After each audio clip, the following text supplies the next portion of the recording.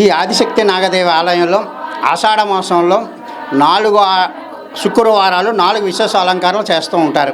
ఇది గత 20 సంవత్సరాల నుంచి ఇది ఆనవాయిగా అమ్మవారికి చేయడం అన్నది ఆనవాయిగా జరుగుతుంది.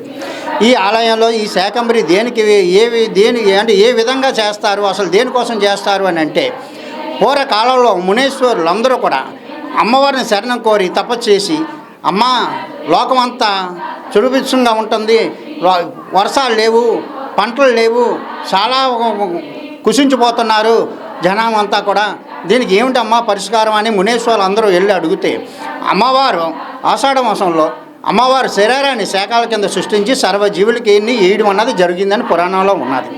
అలాగే ఆషాఢ మాసంలో తొలి పంట, ఆషాఢాలో వచ్చిన తొలి పంట 4 శుక్రవారాలు 4 అలంకారాలు అమ్మవారిని శాకంబరిగా తయారు చేస్తాం. ఇది చేసిన తర్వాత ఫస్ట్ వారం ఆకుకూరలు, 2వ వారం కాయగూరలు, 3వ వారం అన్ని రకాల పళ్ళుతో, 4వ వారం అన్నాభిషేకం.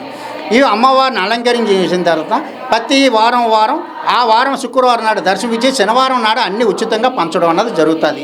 ఈ ఆషాఢ మాసంలో గత 20 సంవత్సరాల నుంచి ఇది ఆనవాయిగా వెళ్తుంది. ఈ ఆలయంలో ఆదిశక్తి నాగదేవి ఆలయం మధురవాడ బక్కానిపాలలో పునఃప్రతిష్ఠ జరిగింది.